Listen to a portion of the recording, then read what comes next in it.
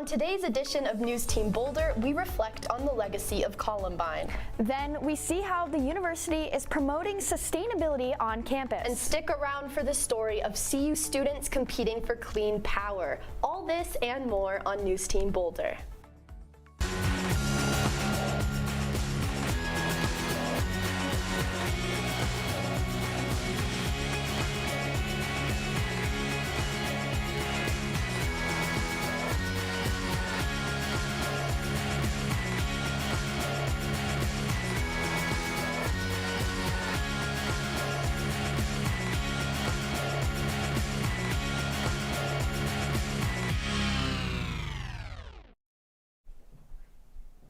Hello Buffs and welcome to the Tuesday edition of NewsTeam Boulder. I'm Dakota Makinen. And I'm Sarah Grimm. NewsTeam Boulder has been following the story of CU's new chancellor. Correspondent Jimmy Searfoss has the latest updates as he is officially instated. It's official. Dr. Justin Schwartz has been unanimously elected to become the first new chancellor at CU Boulder in 15 years. He begins the first of his 3-year contract with the school on July 1st, and as reported across news media, his base salary will be just over $800,000, about $300,000 more than Chancellor DeStefano right now. Schwartz will get a sign-on bonus of $125,000 and a moving allowance of $50,000. Schwartz comes with over 30 years in higher education at Penn State, Florida State, and North Carolina State University. University of Colorado President Todd Salomon said in an announcement that Dr. Schwartz is deeply committed to Colorado's research and making the diversity on campus reflect that of the state. The CU Boulder Board of Regents approved plans to construct a new academic and research facility for the fields of math and chemistry just over a week ago. The proposed facility will be nearly 80,000 square feet and will cost over $175 million. You may be wondering, where is this money coming from? The project will be primarily funded by campus cash reserves and debt. The building will be located on the southeast side of the business field on main campus and will feature quantum research labs in offices, classrooms, an auditorium, study areas, and a rooftop terrace. The facility will provide modern research laboratories to promote the missions of both the chemistry and math department. Constructions are set to begin in October with completion planned for late 2026 or early 2027, all with a sustainable approach. In a statement released by the Board of Regents, the new building will pave the way for groundbreaking discoveries that will benefit both our campus community and society at large. This weekend marked the 25th anniversary of the Columbine shootings in Littleton. NewsTeam correspondent Ben Armendariz went to the memorial, a place where people go to reflect and remember those who were touched by the events of April 20th, 1999. This past Saturday, April 20th, was a cold and somber day for Littleton, Colorado residents. The date marked the 25th anniversary since the Columbine school shooting, a tragedy in which 2 students opened fire on their own school, killing 12 students and 1 teacher before deciding to turn their guns on themselves. This weekend, residents of Littleton, Colorado gathered at the memorial located just behind Columbine High School to pay their respects. The Columbine Memorial, which was opened to the public in 2007, acts as a place for visitors to come and pay their respects to the lives lost in the tragedy that swept a nation. The ring of remembrance at the memorial was created by each of the victims' families who were asked to provide a unique and personal reflection in text that would honor their loved one. These remembrances are engraved in stone and stand as a tribute to the victims at Columbine High School. If you'd like to visit the memorial yourself, you may still do so. However, visitors are asked to be respectful and not leave any large items, and items that are deemed inappropriate will be removed at the discretion of the Board of Directors, although small tributes are allowed. For NewsTeam Boulder, I'm Ben Armendariz. The Columbine Memorial is located at Clement Park in Littleton, Colorado. It was open and dedicated to the public on September 21st, 2007. Coming up after the break, we'll see how CU encourages innovation in sustainability. And CU students get competitive in the fight against climate change.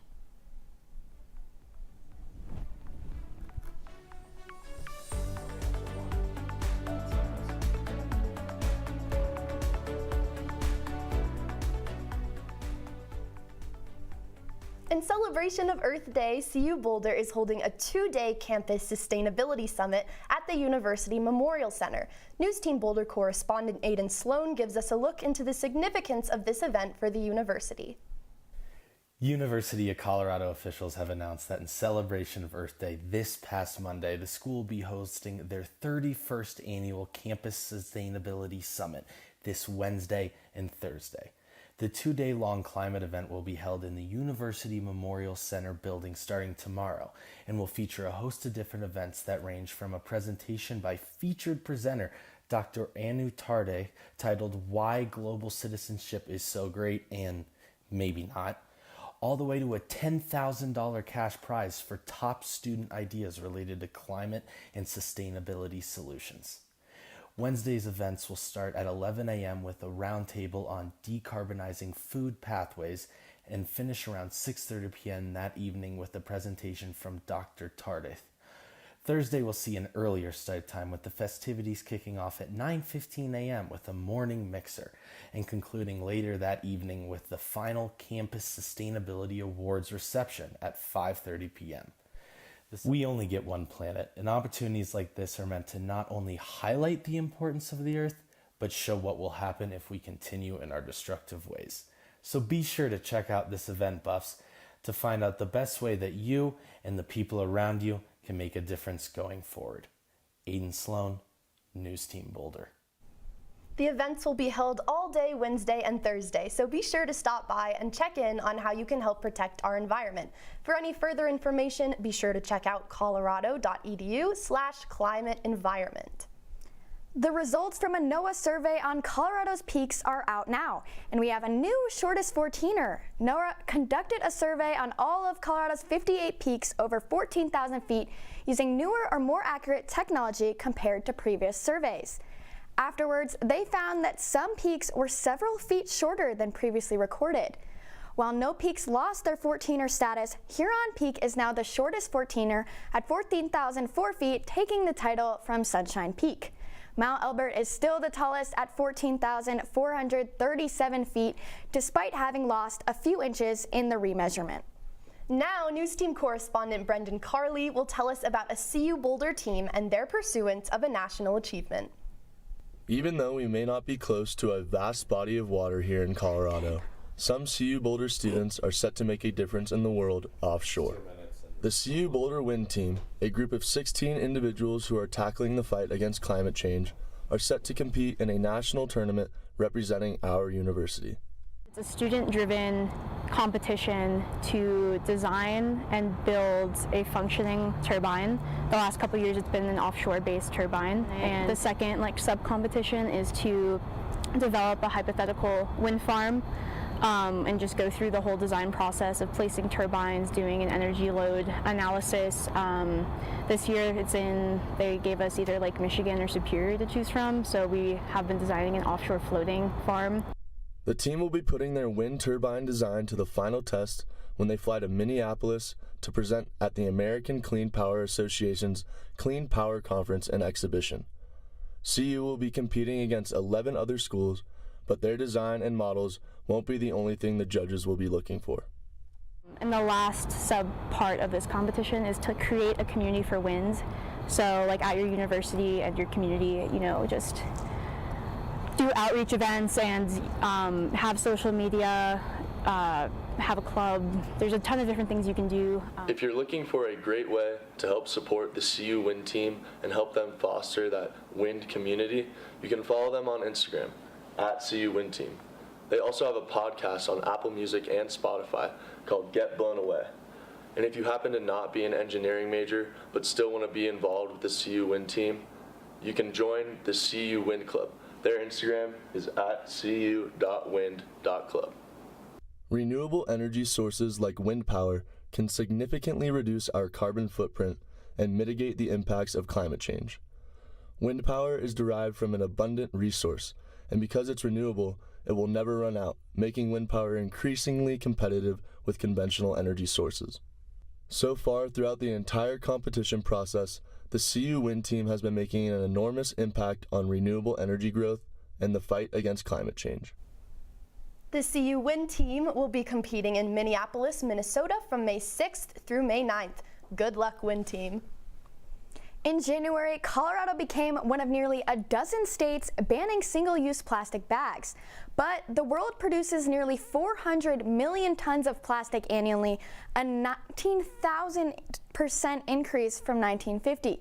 Globally, the U.S. is falling behind when it comes to banning single-use plastics. We go to Stu Burkhart for more information on Earth Day and how it's trying to combat this trend. Yesterday, April 22nd, was Earth Day. Since 1970, Earth Day has inspired those across the globe to be conscious of the workings of the world around us. The original idea for Earth Day came from former Wisconsin Senator Gaylord Nelson. Senator Nelson was appalled by the 1969 Santa Barbara oil spill that caused 3 million gallons of oil to spill and the deaths of over 10,000 local animals. In the wake of this disaster, Senator Nelson believed he could raise environmental awareness and action by holding teach-ins at college campuses. He gathered activists, politicians, and artists to promote it. The first Earth Day was April 22, 1970, and although it was not called Earth Day, the legacy of asking students and young people to take action to preserve our planet continues to this Earth Day 54 years later. The theme for Earth Day this year is Planet versus Plastic, and EarthDay.org has set a goal of reducing all plastic production in the world 60% by the year 2040. For more information on how you can help our planet and be a part of Earth Day, go to earthday.org. We had some truly ridiculous Colorado weather last week with sunshine one day and snow the next. What can we expect for this week? I'm asking you, Sarah. Our weather correspondent, Gabrielle O'Connell, has all the updates.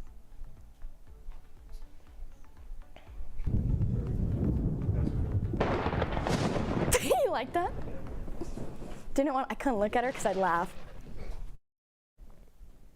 Good morning, Buffs. Welcome back to your weekly weather report. Let's dive straight into the forecast for the upcoming week. Tomorrow, get ready for a long-awaited sunny day with a high of 71 and a low of 40 in the evening hours. Thursday brings a mix of clouds and sunshine. We'll see warmer temperatures in the morning and early afternoon at 72 degrees, gradually dropping down to 46 later in the day.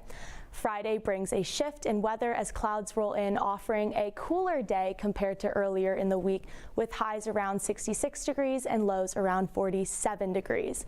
Heading into the weekend, Saturday carries a 40% chance of rain with high around 53 degrees and lows at 42 degrees.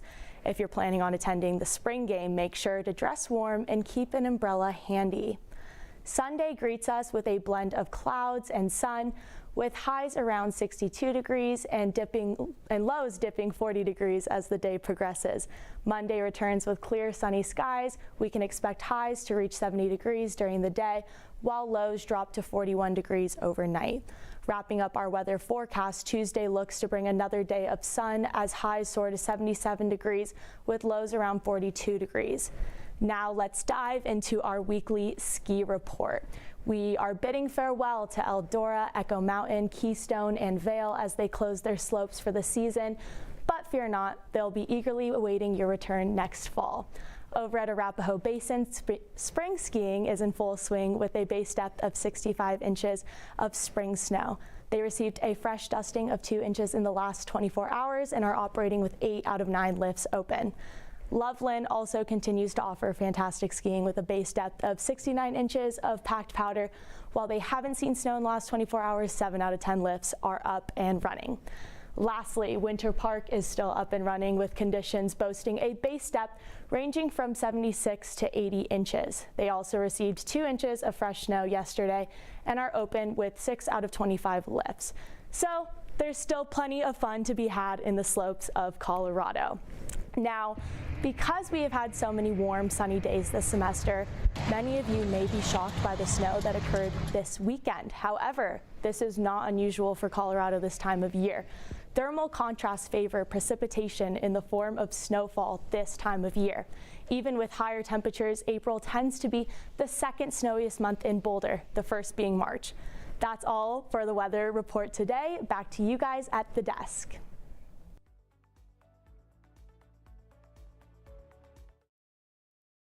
And what students can do to celebrate their love for her.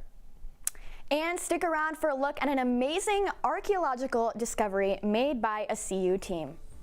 Taylor Swift.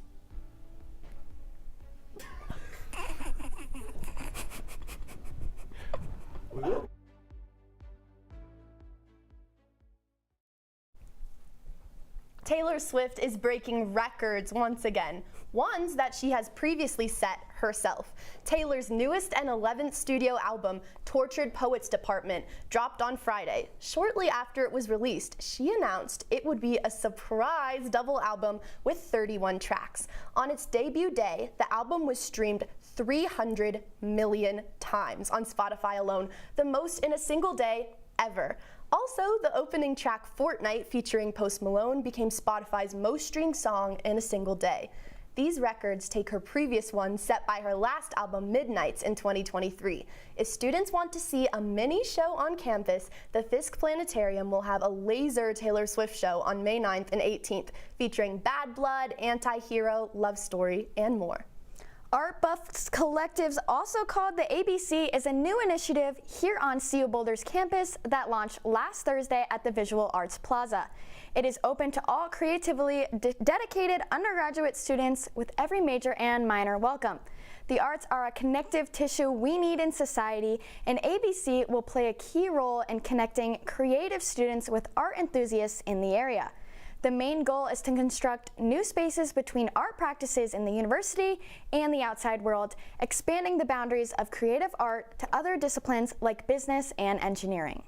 An Egyptian-American archaeological team, co-led by CU Boulder Assistant Professor Ivana Trinka Armerheim, discovered the upper torso of a giant statue depicting Pharaoh Ramesses II, also known as Ramesses the Great, who ruled Egypt about 12 centuries before the Common Era.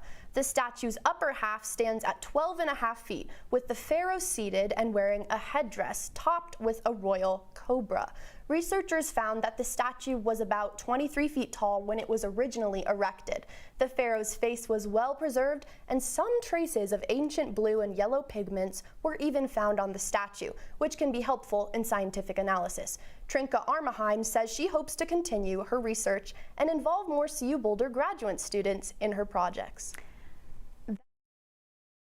Hey Buffs, join us again at 11:30 on Thursday for our final show of the semester. I'm Sarah Grimm. And it's been such a good semester. I'm Dakota Makinen. Thanks for watching NewsTeam Boulder, and happy Tuesday.